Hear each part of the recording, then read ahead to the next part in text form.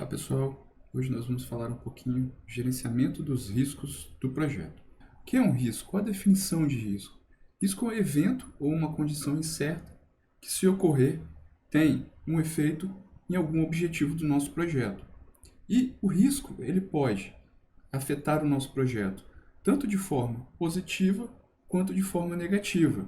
Quando ele afeta de forma negativa, ele é uma ameaça ao nosso projeto. Quando ele afeta de forma positiva, ele é uma oportunidade no nosso projeto. O gerenciamento do risco, ele trata da gente conseguir. Então, o gerenciamento do risco, ele trata de alavancar as oportunidades e evitar as ameaças que eu tenho no meu projeto.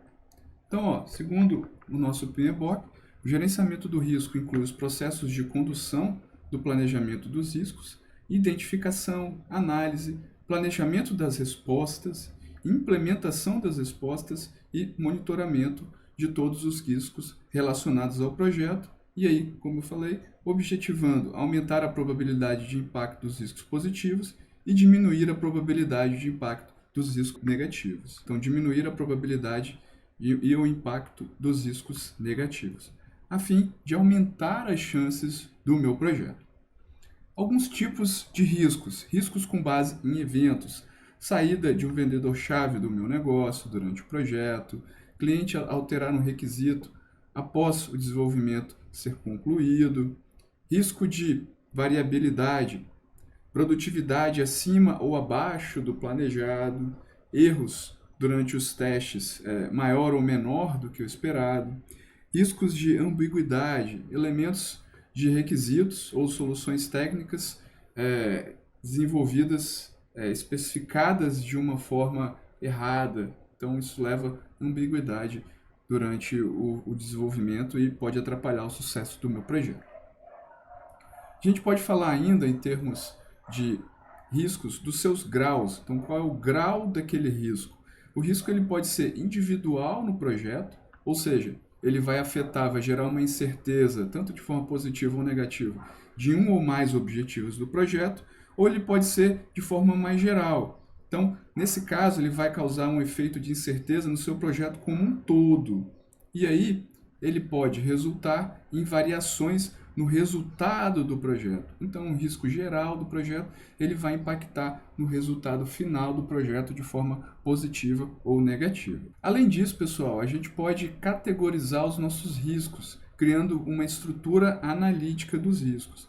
Então, a gente pode organizar os nossos riscos, como nesse exemplo aqui. Por exemplo, eu tenho o meu nível 0 da minha estrutura analítica de riscos, todas as fontes de risco do projeto.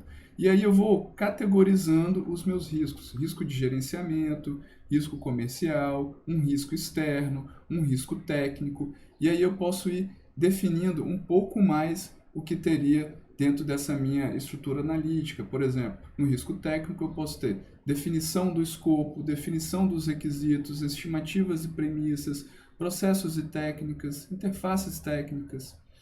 Então, para cada estrutura que eu consigo mapear, eu vou chegando no meu nível de riscos e a ideia é o quê? Eu conseguir enxergar aonde estão os riscos dos meus projetos, né? Aonde está o risco do meu projeto para eu poder planejar melhor os riscos do projeto. Além disso, pessoal, eu tenho algumas ferramentas que me ajudam a definir a probabilidade e o impacto dos riscos. Então, no caso aqui, eu tenho uma matriz de probabilidade e impacto. Então, eu tenho aqui uma escala, então, começando de nulo, ou seja, praticamente não existente o risco, muito baixo, baixo, médio, alto e muito alto. De acordo com a escala que eu tenho aqui, isso vai afetar, vai impactar o meu projeto. Então, dado a escala que eu tenho, a probabilidade dele ocorrer, como que ele vai afetar o meu projeto? Em relação ao tempo, em relação ao custo, e ele também pode afetar em relação à qualidade do meu projeto. Então, nesse exemplo aqui, um risco que entra numa escala muito alta, ele vai atrasar o meu projeto mais de 6 meses e vai custar mais de 5 milhões de dólares nesse exemplo aqui. Quando nós estamos criando o nosso plano de gerenciamento dos riscos, a gente pode construir estratégias para tratar essas ameaças. Então, por exemplo, eu posso mitigar o risco, ou seja, para a gente poder diminuir o impacto daquele risco. Eu posso alterar o meu plano do projeto de uma forma mais geral para prevenir ou evitar aquele risco. Ou seja, eu posso, por exemplo, diminuir o escopo do meu projeto, ou seja, eu estou fazendo uma coisa de forma mais geral. Eu posso planejar simplesmente aceitar aquele risco. Então, dado que aquele risco aconteceu, eu identifiquei, mas eu simplesmente vou aceitar aquele risco e não vou tomar nenhuma ação. Eu posso transferir esse risco para terceiro. Então, por exemplo, se eu preciso desenvolver um determinado software e eu não tenho um know-how para desenvolver aquele software, eu posso contratar uma empresa e eu posso transferir, terceirizar aquele determinado trabalho para eu poder transferir o risco para outra empresa, para outra instituição, para outra organização. Eu posso também, por exemplo, no projeto fazer seguros, coisas desse tipo. Isso também envolve essa parte de transferência do risco. E eu posso criar, pessoal, um plano de resposta. Então, com isso, eu consigo tratar os meus riscos de uma forma pronto para responder a um determinado risco que aconteça no projeto. Algumas técnicas ainda de análise de risco. Eu posso fazer análise what if ou e se, então buscar avaliar o impacto, né? Então fazer um brainstorm do tipo, tá, e se isso acontecer? Isso vai ser positivo, vai ser negativo? Qual é o impacto? E eu posso também fazer simulações, e aí tem algumas ferramentas que a gente pode utilizar. Uma delas é a análise de Monte Carlo, onde ela tenta, através dos riscos do projeto e diversas outras informações, acertar, entender quando que o meu projeto em relação ao meu cronograma ele vai ser finalizado. Então, a análise de Monte Carlo, ela tenta prever quando que o meu projeto, né, a data mais provável de término do meu projeto. Então, no caso desse exemplo aqui, o projeto ele tem 90% de chance de terminar no dia 28 de 5 de 2017. Então, 10% de chance de terminar até o dia 13 do 5, 90% de terminar até o dia 28 e 10% de chance de terminar até o dia 14 de 6 de 2017. Então, existem diversas ferramentas que te ajudam a fazer esse tipo de cálculo. E aí, pessoal, vamos falar agora um pouquinho do nosso plano de riscos. Então, trouxe aqui para vocês, né, em formato de Canvas. Nós temos aqui no centro do nosso Canvas a lista dos riscos. Como que a gente pode identificar esses riscos? A gente pode utilizar análise de premissas, restrições, análise SWOT, análise de documentos do projeto, entrevistas com o stakeholder, brainstorm. Então, todas essas são ferramentas que nós podemos utilizar para poder construir essa lista de riscos. Eu tenho aqui, por exemplo, funcionário sair do projeto, isso seria um risco para o meu projeto, quebra de algum equipamento e perder a licença do Windows. Então, nesse projeto especificamente, a gente utilizaria uma licença do Windows. Se eu perder essa licença, eu preciso estar pronto para isso.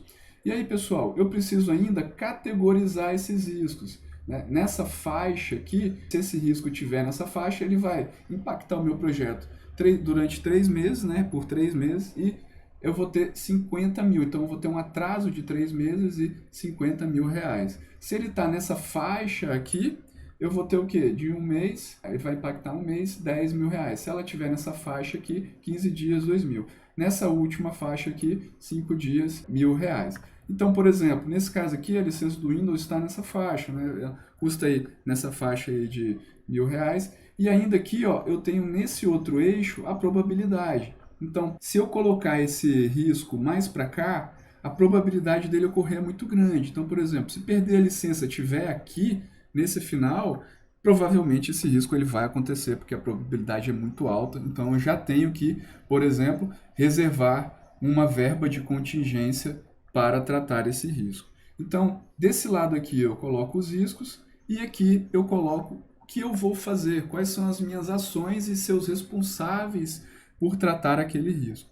Então, no final das contas aqui eu tenho o quê? Eu tenho um planejamento, né? Eu listei o meu risco e disse o que eu vou fazer caso aquele risco aconteça. E perceba que com isso eu consigo fazer esse provisionamento no meu plano do projeto.